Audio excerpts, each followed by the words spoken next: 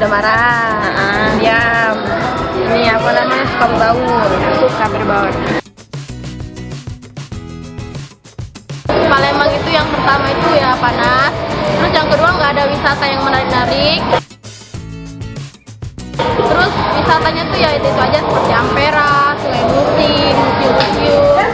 Terus makanannya juga cuman pempek gitu kan Mbak, itu aja sih.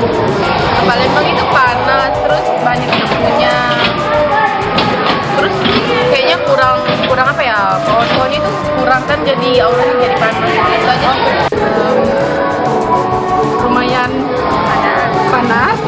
Terus macet juga Mbak, macet. Terus saya kan tinggal di Palembang dari kecil, jadi menurut saya ya gimana Palembang nih, kalau sekarang cuacanya udah panas, hujan juga jarang, ya apa kabut asap udah mulai menyebar kemana-mana, mungkin kurang baik lah. Seneng gitu, salting, terus bawaannya ya pengen ketemu terus gitu, jam deg-degan, baperan. Iya Pak, ya kepikiran terus lah.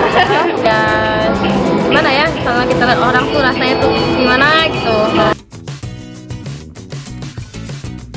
Ular, geli aja gitu paling jenis-jenisin gitu kan. Terus apa berbahaya juga ular tuh, kejahatan, kehilangan orang tua. Oke, jadi itu sayang banget.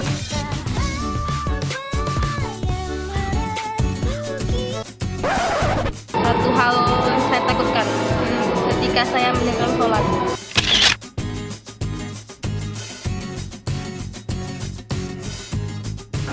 Nggak pernah? Oh nggak pernah, alhamdulillah. Oke. Tidak.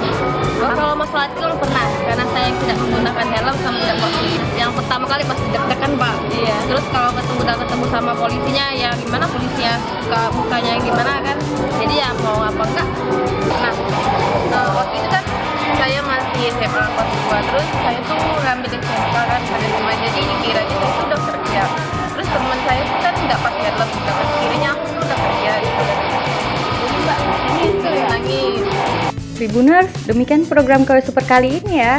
Saksikan terus KW Super hanya di channel YouTube Tribun Sumsel. Jangan lupa like, comment, and subscribe. Terima kasih, sampai jumpa.